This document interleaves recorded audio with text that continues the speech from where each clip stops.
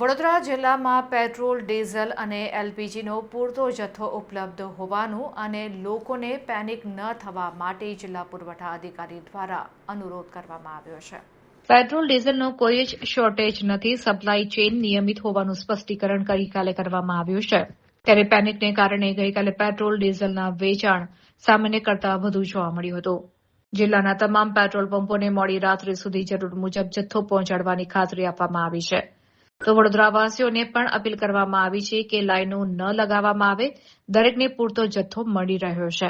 Gotri road પરના મા પેટ્રોલિયમને છૂટક પેટ્રોલ વેચાણ મુદ્દે નોટિસ અને વોર્નિંગ પણ અપાઈ છે. ત્યારે મામલતદારની ટીમોને ફિલ્ડ વેરિફિકેશન માટે ઉતારવામાં આવી છે. ઓઇલ માર્કેટિંગ કંપનીઓના એરિયા મેનેજરોને સતત દેખરેખ રાખવા પણ સૂચના આપવામાં આવી છે. ત્યારે વડોદરા જિલ્લામાં પેટ્રોલ, ડીઝલ અને એલપીજીનો પૂરતો જથ્થો ઉપલબ્ધ હોવાનું જણાવીને નગરજનોને પેનિક ન થવા માટેની અપીલ કરવામાં આવી છે. આજના વડોદરા જિલ્લાની હું પેટ્રોલ, ડીઝલ અને એલપીજીના સ્ટોકની સમીક્ષા કરું. હું પ્રેસના મીડિયા મિત્રો ને પણ વિનંતી કરું છું કે આ જે ગઈકાલનું પેનિક ફેલાયેલું છે કે ભાઈ પેટ્રોલ અને ડીઝલનો જથ્થો ખૂટી ગયો છે, એવું કશું છે નહીં. એટલે વડોદરાની જનતાને અપીલ કરું છું, કોઈએ પેનિક થવું નહીં. હું સ્ટોકની અત્યારે પણ અમે ઓઇલ માર્કેટિંગ કંપનીઓ સાથે મિટિંગ કરી છે. તમને એલપીજીના સ્ટોકની વાત કરું તો 21,347 જેટલો સ્ટોક છે. એની સામે ગઈકાલે સેલ જે હતું એ 14,118 જેટલું હતું.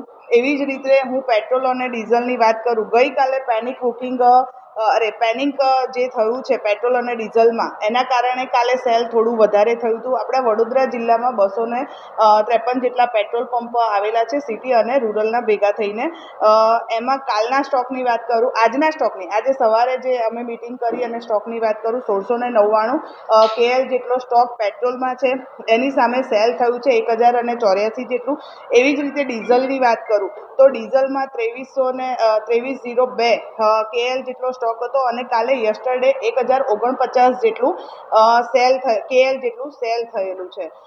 કાલે જે પેનિક ઊભું થયું હતું એના કારણે સેલ વધારે થયું. આજે સવારથી જ દરેક જે ડેપો છે એ ત્યાં આગળ સવારે 6 વાગ્યાથી ડેપો શરૂ થઈ ગયા છે અને આજે લેટ નાઇટ સુધી દરેક જે પેટ્રોલ પંપ ડીલર્સની રિક્વાયર હશે, લેટ નાઇટ સુધી પણ એમને ગાડીઓ બધે પહોંચતી રહેશે.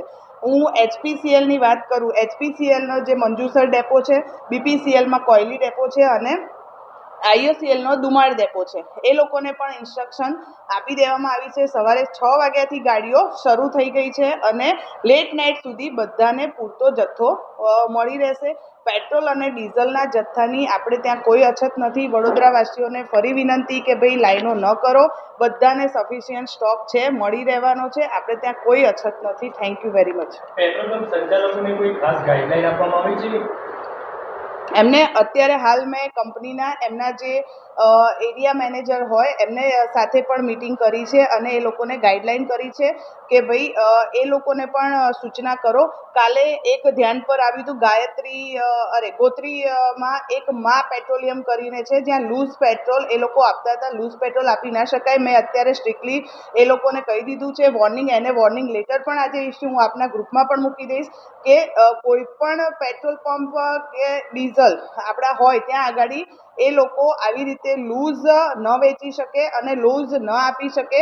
એટલે એના લીધે લોકોમાં એવો ભય થાય છે કે લોકો કેરબા ભરીને લઈ જાય છે. અમે લઈ જઈશું, પણ અમે લોકો જ્યાં બંધ કરવાની જરૂરિયાત આવશે અમે સ્ટ્રિક્ટ એક્શન લઈને એ પેટ્રોલ પંપ બંધ પણ કરી દઈશું. જો હવે આવું ફરી પણ એ લોકોને પણ સ્ટ્રિક્ટલી વોર્નિંગ આપી દીધી છે. બધા જ અમે પણ ફિલ્ડમાં ટીમો મોકલી છે. દરેક મામલતદારશ્રીની ટીમ પણ ફિલ્ડમાં વેરિફિકેશન માટે મોકલી છે. ઇવન અત્યારે મિટિંગ લઈને ઓઇલ માર્કેટિંગ કંપનીના જે લોકો છે એ લોકોને પણ મેં કીધું છે કે ભાઈ તમે પણ સિટીમાં રૂરલમાં અને સિટીના પેટ્રોલ પંપ પર વિઝિટ કરો અને આવું કોઈ ધ્યાને આવે, અને હું તમને પણ વિનંતી કરું છું કે આવું કોઈ ધ્યાને આવે કે ભાઈ લૂઝમાં આપે છે તો અમને આપો, અમે એના વિરુદ્ધ સ્ટ્રિક્ટ એક્શન લઈશું અને બંધ કરવાની જરૂરિયાત પડે અને બંધ પણ કરીશું, કારણ કે આવી રીતે ન આપી શકે. મા પેટ્રોલિયમ ગોત્રી રોડ પર હતું. સેફ્ટી રૂલ્સની એ અગેન્સ્ટ છે અને વિજયભાઈ કરીને એના કોઈ ડીલર છે, પણ અમે એને નોટિસ આપી દીધી છે. પેટ્રોલ પંપમાં ગઈકાલે એવા પણ દ્રશ્યો સામે આવ્યા હતા કે 2000થી વધુનું ડીઝલ નહોતા આપતા. તો આવું કોઈ ગાઈડલાઈન આપવામાં આવી છે કે કેમ? ના, એવી કોઈ ગાઈડલાઈન નથી આપવામાં આવી. એટલે ઘણીવાર કદાચ ડીલરને એવું હશે કે લાઈન લાંબી હોય અને એને એની સૂઝ બુદ્ધિથી એવું કદાચ કોઈને કહ્યું હોય કે ભાઈ 2000થી વધારે, નહીંતર એવી કોઈ ગાઈડલાઈન નથી. બધાને સફિશિયન્ટ મળી રહેશે. હું ફરી કહું છું કે આપણી પાસે પૂરતો સ્ટોક છે, કોઈએ પેનિક થવાની જરૂર નથી. Thank you. Supply chain maintain કરવા માટે જે પણ ઇન્સ્ટ્રક્શન આવે છે, અત્યારે આપણે ત્યાં સપ્લાય ચેનમાં કોઈ વિક્ષેપ નથી. આપણે ત્યાં અત્યારે રેગ્યુલર આપણી પાસે 3 ડેપોમાં પૂરતો સ્ટોક છે. પેટ્રોલ અને ડીઝલ અને એલપીજીમાં પણ ડોમેસ્ટિકમાં આપણે ત્યાં કોઈ જ સ્ટોકની અછત નથી. Thank you. ખાનગી પેટ્રોલ પંપ એટલે નાયરાના જે પેટ્રોલ પંપ હશે ત્યાં આગળ એ લોકોને પ્રાઇવેટ કંપનીના પેટ્રોલ પંપ છે. હું ફરી કહું છું, આપણા બીપીસીએલ, એચપીસીએલ અને આઈઓસીએલમાં કોઈ તકલીફ નથી.